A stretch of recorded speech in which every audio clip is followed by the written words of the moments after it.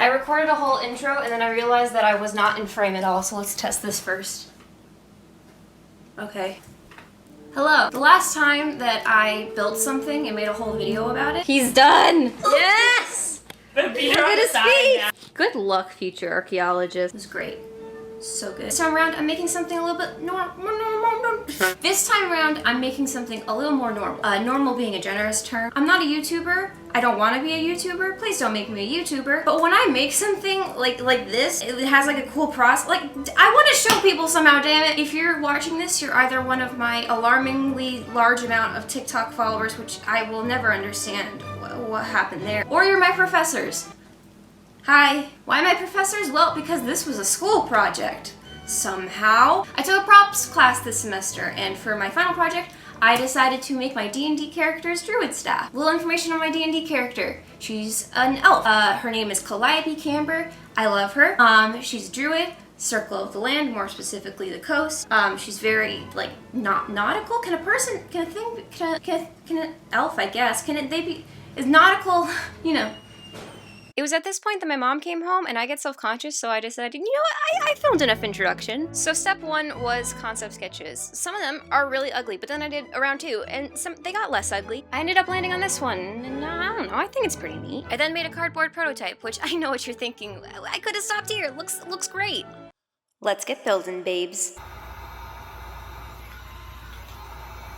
So what's going on here is I got my heat gun and I'm heating up the PVC pipe. And when you heat a PVC pipe, it's like wicked easy to bend. The duct tape you see wasn't entirely necessary, I just had it as a precaution because I wanted to make sure that it held the exact angle I wanted it to. You know that saying, measure twice, cut once? I only measured once, so here's that second cut. Made that extra piece of little buddy though, his name is Lisa. Eventually the staff bone was bent and ready and stage 1 was complete. Stage 2 was covering it in EVA foam. I hated this so much. I had contact cement everywhere. It was such a huge pain. It took so long. Part of this step was covering the top of Model Magic. Why, you ask? Well, that brings us to stage 2.5. My design had crystals on the top, and yes, I could have just hot glued them on at the end, but I wanted them to be on there sturdy, and if I just hot glued them, a gentle gust of wind could have knocked those babies off. So instead I pressed the crystals into the Model Magic on the top. This gave them sturdy little holes they can sit in later. Spots are numbered so that later when I'm done painting, I know which crystals fit in which spot. And then I put the crystals on a palette with their corresponding numbers. I was super proud of this plan. I mean, the only possible thing that can go wrong is that in a later stage I'm using a hot glue gun and the wire knocks over this palette, thus scattering the crystals everywhere, but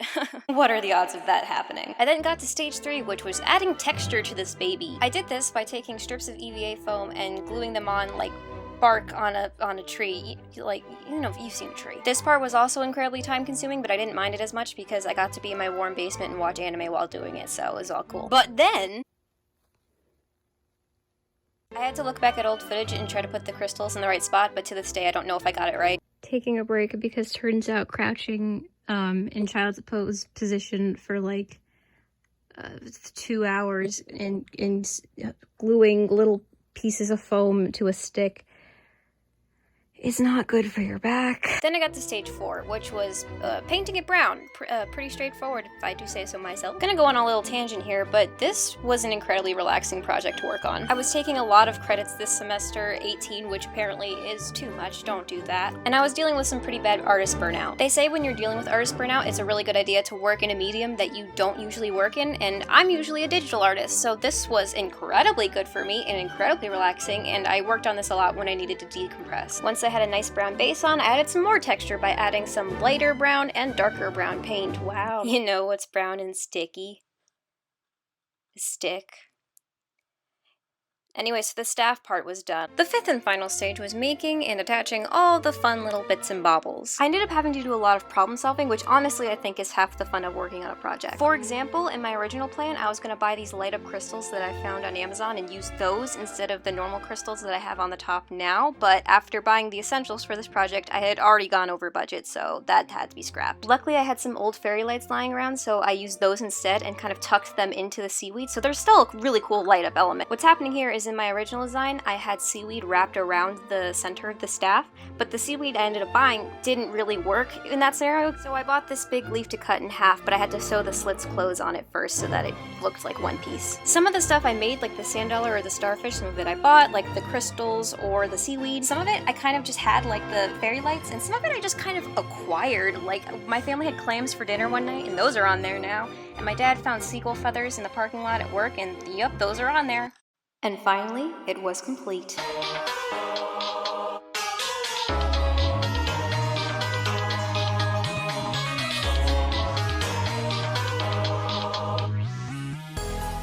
So there we go. I mean, I don't know what else to say other than I am so happy with how it turned out. I really expected this to go horribly wrong. And now I got a really cool nerd stick. I mean, like, I could do, like, I can bring it to Renaissance Fair. Like, this, I'm so happy with, look at that. Look at that. Anyways, thank you for watching.